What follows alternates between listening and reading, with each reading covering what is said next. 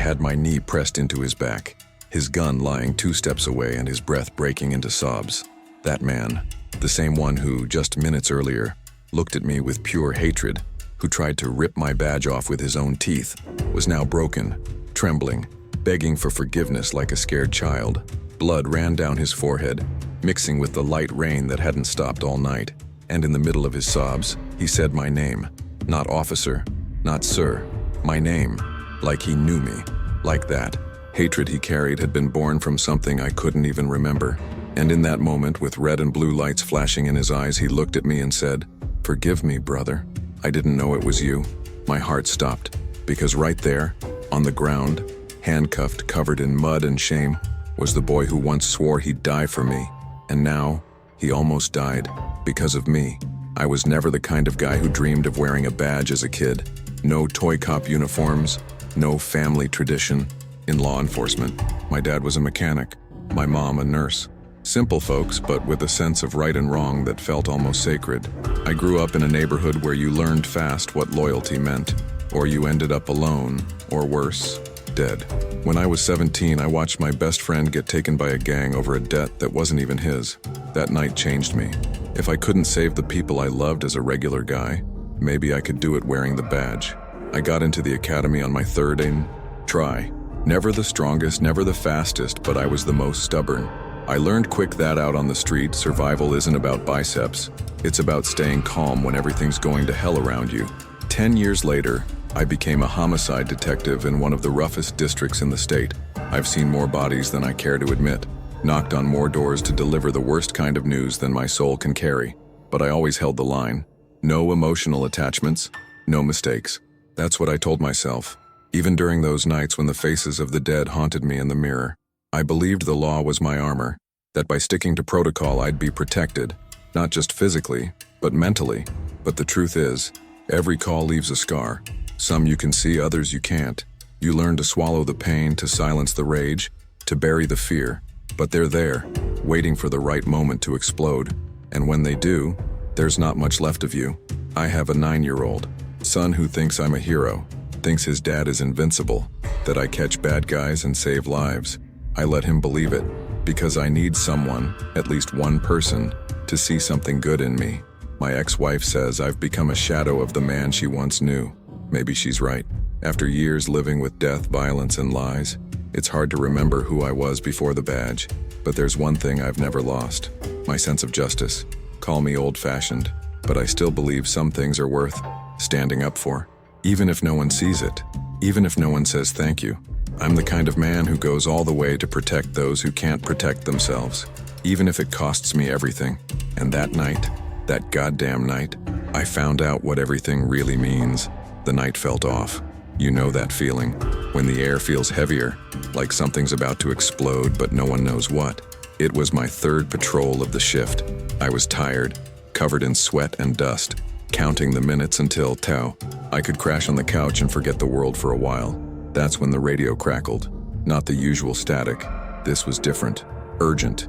Unit 27. We have an active armed resistance. Suspect barricaded inside a residence on 42nd and Maple. Shots fired reported. Neighbors in fear. Nearest unit respond immediately. I looked at my partner, Johnson. He didn't have to say anything. We were the closest unit. No time to think. We hit the lights and took off. As we drove, dispatch gave us more. Male suspect, mid-30s. History of domestic violence, outstanding warrant, considered armed and dangerous. Neighbors said he'd snapped after spotting a patrol car on the street. Broke everything in the house. Came out threatening anyone who got close. Then came the last piece of info. He was armed. Possibly a Glock 19. I took a deep breath. Situations like this are unpredictable. They usually end badly. Standard procedure is to isolate, negotiate, wait for backup. But in that neighborhood, backup can take a while. And every second counts. Every second is a life on the line. As we turned onto the street, I could already see the chaos. Neighbors peeking through curtains, kids crying in the distance. One streetlight flickered like it was on its last breath, casting eerie shadows across the pavement. The house was small, old, with the gate half open and bloodstains on the porch. The front door was wide open, swaying slightly in the wind. A crashed car sat in the front yard, and a dog barked frantically from somewhere inside. I stepped out of the patrol car with my hand on my weapon, vest tightened, eyes scanning everything. I called for backup over the radio, but dispatch replied, "Support is 5 minutes out." 5 minutes, in this kind of situation, might as well be an eternity. Johnson looked at me and simply said, "Let's take it slow." I nodded. Then we heard it, a scream from inside the house, a scream filled with rage. It stopped me cold for a second, because there was something in that voice, something familiar, but I couldn't afford to hesitate. Not here, not with a loaded weapon pointed at the world. The street was dead silent, except for the sound of our patrol car rolling up and the sharp barking of a dog trapped inside the house. This was one of those forgotten neighborhoods, time-worn houses, neglected yards, electrical wires tangled like webs between leaning poles. But that house, it was worse than the rest.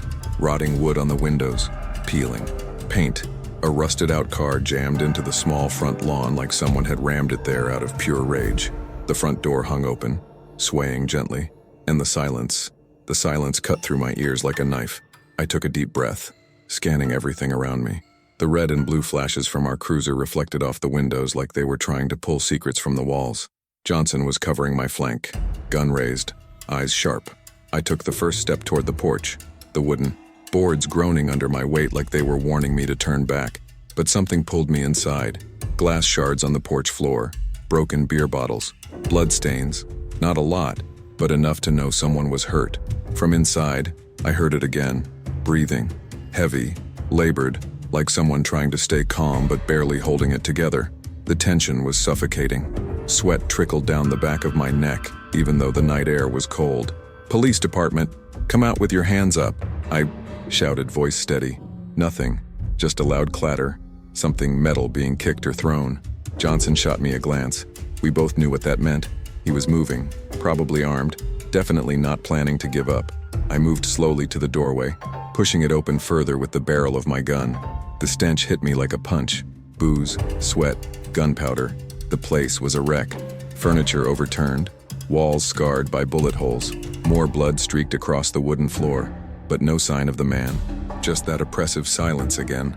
And the dog, now quiet, like it too could feel what was coming. I stepped inside, motioning for Johnson to stay close. Every step felt like walking on a landmine. One wrong move, and it was over. As I crossed through the living room, I spotted more signs. Rushed footprints in the dust, scratch marks on the walls, and then something stopped me cold. Photos, scattered across the floor like someone had torn them out in a fit of rage, and in the middle of them was a picture of me, younger, in my academy uniform, smiling with a group of friends. That photo, it wasn't mine. I never had a copy of it. How the hell did it end up here? No time to think. A dry thud came from the back of the house, followed by heavy, panicked breathing. I raised my weapon, finger tight on the trigger, then I heard it. "I know it's you. Come on, we have to finish this." That voice. I knew that voice. In that moment, time folded in on itself. My body went into autopilot. Weapon drawn, breath steady, eyes scanning every shadow. But my mind was screaming. That voice, that damned voice. I hadn't heard it in over 10 years. A ghost from the past, rising up to collect a debt I didn't even remember owing. But there it was, real, alive, burning with something between rage and sorrow. "Show yourself," I shouted, moving down the dark hallway toward the back. Each step dragged like an eternity. My heart was pounding in my throat, hands slick with sweat despite the cold. Johnson was right behind me, focused, alert, but he didn't know what I knew. To him, this was just another armed suspect. To me, it was something else, something personal, a ghost I thought I'd buried. I reached the back door, slightly ajar, weak light flickering from a bare bulb overhead. The kitchen was trashed, cabinets torn open, dishes shattered on the floor, and more photos, scattered like the remnants of a broken life. Then I saw him, his silhouette leaning against the far wall, gun in one, hand the other shaking. His breath was ragged, wild. He looked like a cornered animal, but he wasn't running. He was waiting for me. "Drop the weapon now!" I shouted, taking cover behind an overturned table. "It doesn't have to end like this." He laughed, a bitter, hollow sound. Then he spoke. "End? This ended a long time ago, Mike. Hearing my name from his mouth hit like a punch to the gut. Johnson looked at me, confused. I didn't explain, just raised my weapon higher, trying to stay in. Control. Who are you? I demanded, even though I already knew. I needed to hear it, I needed to be sure. He stepped forward, the light hitting his face. Bloodied, bruised, but unmistakable. My world spun. Leo? I whispered, almost choking on it. He nodded, eyes burning. You forgot me, brother, but I never forgot you. Time stopped. The last time I'd seen Leo, he had a backpack slung over his shoulder, storming out of town after a stupid fight. We said things we couldn't take back. He disappeared. No one heard from him again. And now, here he was, armed, bleeding, blaming me for something I didn't understand. Johnson yelled, "We have to move. He's armed." I raised a hand, trying to keep it calm. "Leo, listen. We can fix this. Put the gun down, please." But he was somewhere else, eyes full of fury. "You became everything we swore we'd never be. You sold out, Mike, left me to drown." Then he screamed, raised his weapon and charged. Everything exploded. Johnson fired. I fired. The room filled with smoke, the deafening sound of gunfire tearing through the chaos. Leo fell, screaming, his gun flying from his hand. I rushed to him, dropped to my knees, trying to stop the bleeding. "No, no, stay with me," I begged. And there, on that cold, filthy floor with life slipping through my fingers, he looked up at me, not with hate, but with tears, and he whispered, "Forgive me, brother. I just wanted you to know."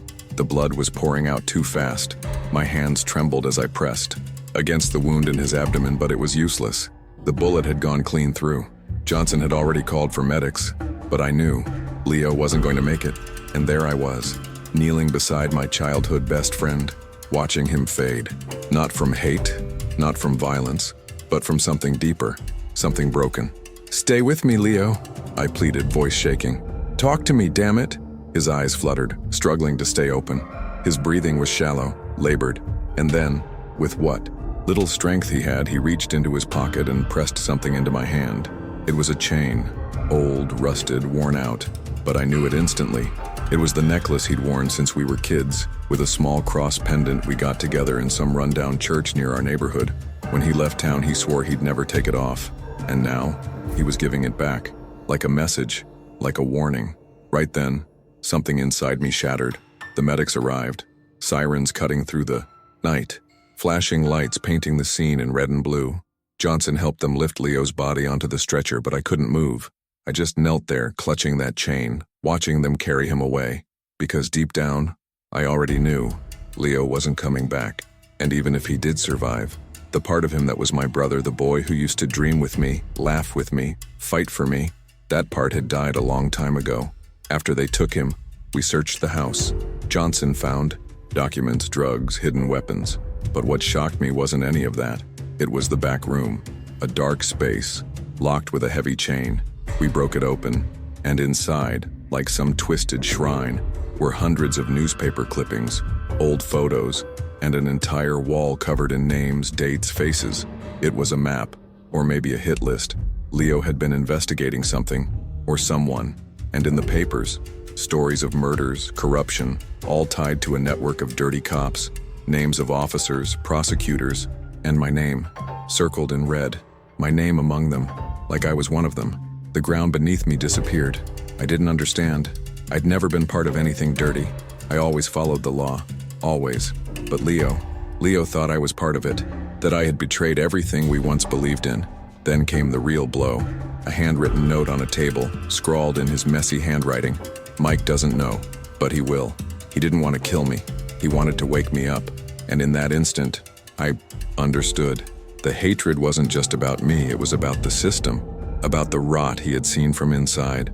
Leo had become a criminal, trying to expose other criminals. And I shot him before I ever listened. That night, after it all ended, I stayed behind, alone in the wreckage of that house, staring at that wall of clippings like it was a mirror, because in a way, it was. Every face in those papers, every name underlined in red, every headline about corruption, felt like an accusation, not just against the ones who were dirty, but against me, against my blindness, against my faith in a system that had failed.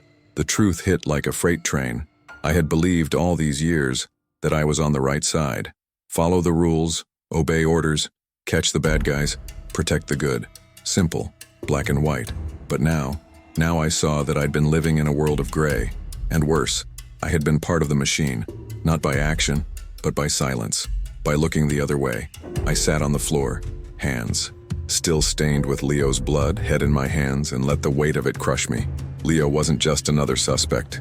He was a warning, a scream from the dark, someone who'd seen too much, known too much, and been left to rot. And me? I was the friend who turned away, not with words, not with fists, but with neglect, with absence. I remembered the last time I saw him, us, standing on the edge of the docks arguing. He said this city would kill him if he stayed. I called him weak. He shouted that I was blind, that I'd understand someday. And then he vanished. I never looked for him, never called. And now, he found me again, not as a brother, as a target. My mind wouldn't stop spinning. What if he had told me back then? What if I had listened? What if, in that moment at the house, I'd waited one more second before pulling the trigger? These questions tore at me, hollowed me out like a knife to the gut. I couldn't sleep. I saw his face every time I closed my eyes, his voice in my ears. Forgive me, brother. And the worst part was what came after. In the days that followed, I started piecing it all together. I combed through the files Leo left, the notes, the evidence. This wasn't madness. He wasn't spiraling. He was chasing something real, a network of rot that ran through the city like poison. And I had been a cog in that machine without even knowing it.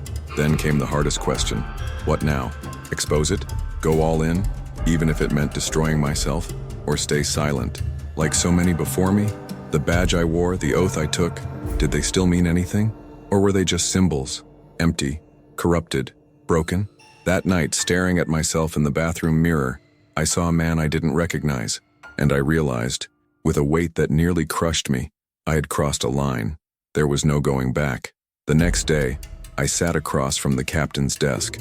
The sun hadn't even risen yet, but I was already there, eyes bloodshot from a sleepless night, holding a flash drive in my hand. On it were all the files I'd salvaged from Leo's house. Photos, names, documents, notes, copies of records.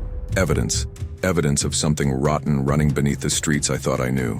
The captain looked at me, silent, his face unreadable, just raised an eyebrow like he was asking, "And now what?" I told him I wanted to open an internal investigation, that something was wrong, that Leo had discovered a web of corruption involving people inside the force. He crossed his arms, took a deep breath, and for the first time in all the years I'd known him, I saw fear in his eyes. That's when I knew. He already knew, or he suspected, or worse, he was involved. "Mike, you're kicking a hornet's nest. Think carefully about what you're doing." That's all he said. But the tone, the way he wouldn't meet my gaze, it was clear. It was a warning. Walk away. Forget it ever happened. There's not enough evidence, he added, and you're too emotionally involved. This could destroy you. I walked out in silence, but my mind was on fire. What I had wasn't just a broken case. It was a moral war tearing me apart. Speaking out meant going against my own brothers in blue, against the institution I served for over a decade, against the system that shaped me. It meant losing everything: career, reputation, maybe even the safety of my family. And for what? For a friend I abandoned? For a man labeled a criminal? But deep down, I already had the answer. That night, I sat on the couch with my son. He looked up at me with those innocent eyes and asked, "Dad, did you catch the bad guy?" I nearly broke, because in that moment, I realized it wasn't about Leo. It was about me, about the man I was when I wore that badge, about what I was teaching my son just by existing. And I couldn't be another coward who kept his head down. So I made my choice. The next morning, I went straight to Internal Affairs. I handed them the flash drive. I wrote a full report, signed it, named names, included everything. I didn't think about consequences. I didn't think about my job. I only thought about the promise I made when I swore to protect the innocent and uphold the truth, no matter the cost. And the cost came fast.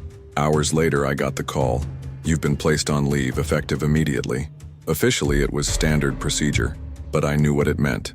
The system was protecting itself. I had just declared war, and in my gut, I knew Leo had been right all along. I'd woken up too, late. The suspension came quickly. The notice was cold, impersonal. suspended indefinitely pending conduct review and psychological evaluation following involvement in a high-risk incident.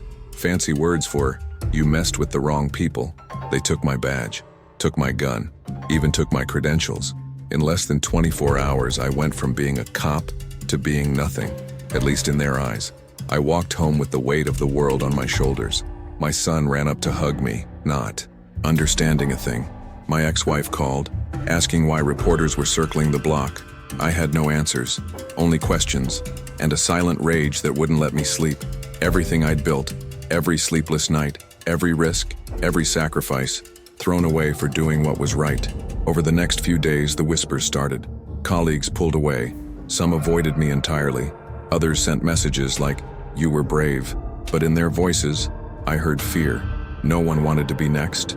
No one wanted their name on the list. Only Johnson came by the house. He brought beer and silence. We sat on the porch for hours, barely speaking, until he finally said, "I reviewed the body cam footage. You did everything right. I would have done the same." I looked at him. "And still they'll try to destroy me." He nodded.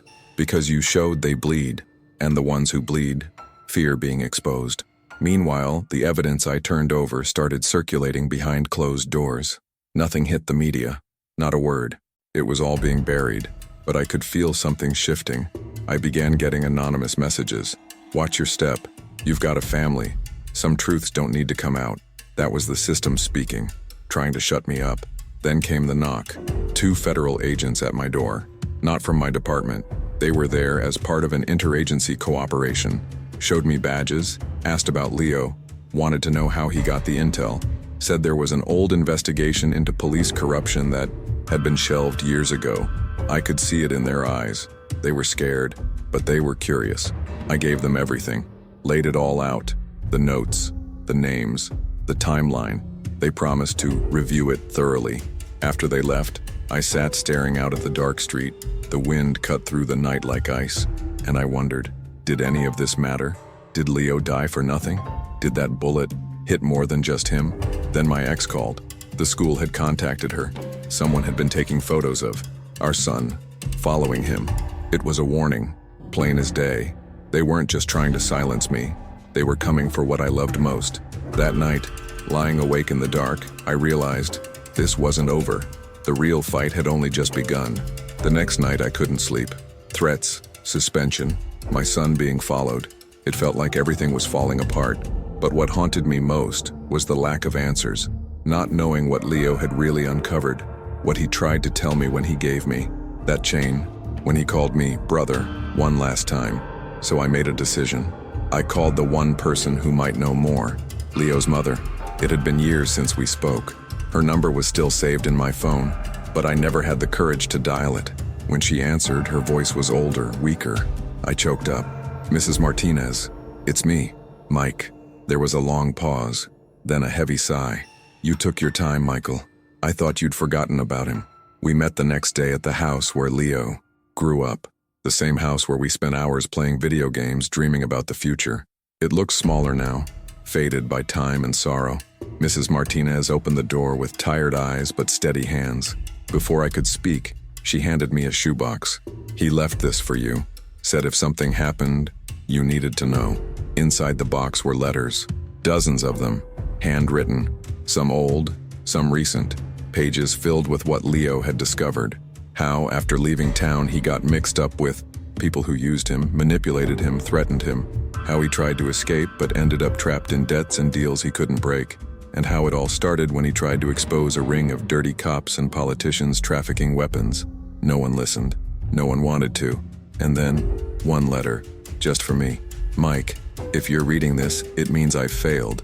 Or maybe you finally wanted to understand. I never hated you, brother. I just couldn't pretend we were still those kids from the block. You went one way, I went another, but deep down, I wanted you to know I tried. Tried to clear my name, tried to protect you from this mess. But you can't fight the system alone. I knew you'd be the only one to hear me, if you knew. So, forgive me for pulling you in, but now it's on you." My hands trembled as I finished reading. Silent tears rolled down my face. Mrs. Martinez looked at me with the sorrow of a mother who'd lost everything. "He loved you like a brother, Mike, even when you left him behind." In that moment, everything changed. I realized this wasn't just about justice. It was about truth, about honoring the memory of a man who tried to do right the wrong way, because no one gave him a choice. And right then, with that box in my lap and the weight of his story on my shoulders, I made a vow. I wouldn't let the world remember Leo as a criminal. I'd show them who he really was, and if the system tried to stop me, I'd tear it down, piece by piece. That night changed me, not in some movie-style sudden moment of clarity. No, it was slow, painful, like every layer of who I used to be was being stripped away, piece by piece. I wasn't the cop who thought he could save the world just by following orders anymore. I wasn't the man who hid behind a badge to justify silence. That night I became something else, a survivor of the truth. And truth, it burns from the inside out. I spent days reading every letter, every note Leo left behind.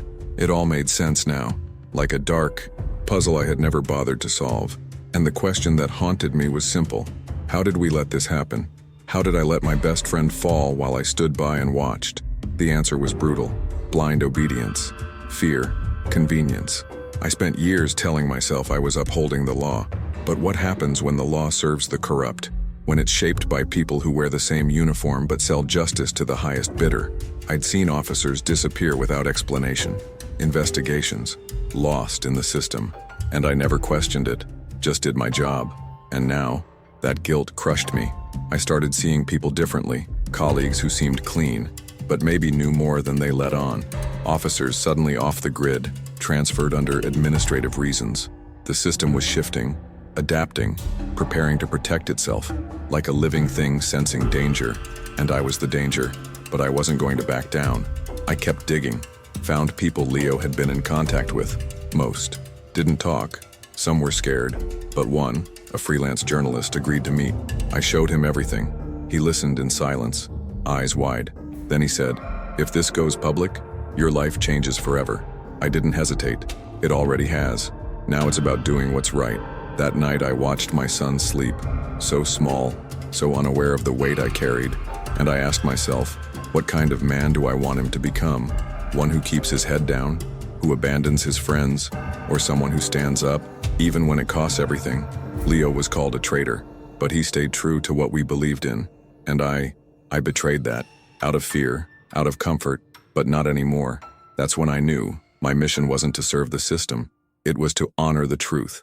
As a man, as a brother, as someone who once promised to protect the innocent and now had to protect a fallen friend's legacy.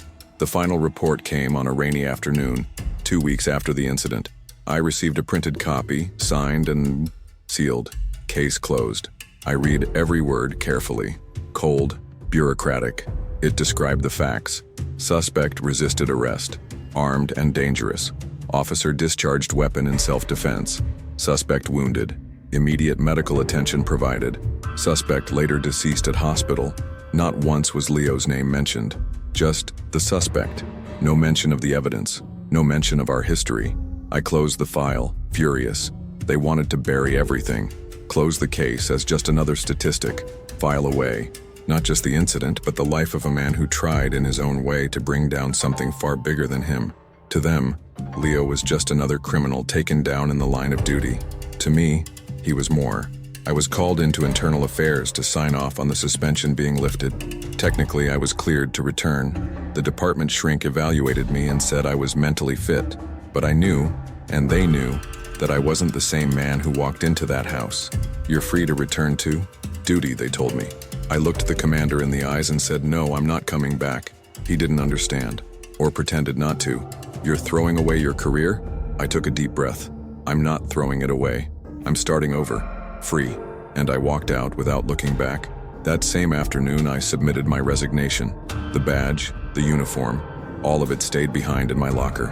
I left empty-handed, but with a clear conscience. I knew that from that moment on, the fight was no longer about being a cop. It was about something bigger. Days later, the article dropped. The journalist I met with published it all. Names, connections, documents. It exploded. No way to bury it this time. Investigations opened, officers suspended, offices raided. Some denied everything, others vanished. But the truth was out. And at the end of the article, a photo. Me and Leo, teenagers standing in front of our old school. smiling, arms over each other's shoulders. The caption read, "Two boys, two paths. One died trying to expose the truth. The other now lives to honor it." A few days later, I visited Leo's grave. I brought flowers, sat in silence, and said quietly, "We did it, brother. In our own broken way, we did it. The city hasn't changed. Still violent, dirty, unpredictable. But something's different now. A wound was opened, and it won't heal easily. The operation ended. The case is closed. But the fight has only just begun. Life taught me, brutally, that villains don't always wear masks, and heroes don't always wear capes. Sometimes the villain lives inside us, in the choices we fail to make, in the truths we refuse to see, in the silence we accept for the sake of comfort. And sometimes, the hero is the one who falls, who stumbles, who gets back up and fights for something bigger than himself.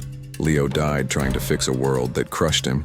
I spent years believing I was part of the solution, when I was only feeding the problem. The badge on my chest didn't make me a better man. The uniform didn't make me just. What defines a man's integrity is what he does when no one is watching. It's the truth he chooses to carry, even when it weighs more than he can bear. I lost a brother that night, not by blood, but by soul. Truth is, we lost each other long before that shootout. We lost each other in silence, in pride, in distance. If I could go back, I'd find him. I'd listen. I'd reach out when he needed me most. But life doesn't offer do-overs. It gives you consequences, and they last. I'm no longer a cop, just a man trying to live with what's left. But I carry a mission. Telling this story isn't just about honoring Leo. It's about showing that the system breaks people, that good men fall every day, that justice isn't found in the law books. It's found in the choices we make when it matters most. I learned that courage isn't kicking down a door with a gun in your hand. Courage is facing your own mistakes, your own ghosts. Having the strength to say I was wrong and live with it. Leo asked for forgiveness in his final breath, and I ask for it now, every time I remember his face. If this story opens someone's eyes, if it stops another Leo from dying alone, if it makes just one cop, one lawyer, one citizen look in the mirror and ask, who am I protecting? Then it wasn't in vain. And if you've stayed with me this far, listening to everything I've shared, I ask one thing of you. Don't wait to lose someone to understand the value of truth. Truth hurts, it scars, it strips you barren, but it sets you free. Leo died with rage in his eyes, but forgiveness on his lips, and I'll spend the rest of my life trying to be worthy of that. Subscribe to the channel now if you want to hear more emotional, real-life stories from police officers, and drop a comment below. Which part of this story hit you the hardest? It could be a memory, a dilemma, a single line, anything. I read every single comment, and I promise you, it's in your voices that this mission continues. I'll see you in the next episode.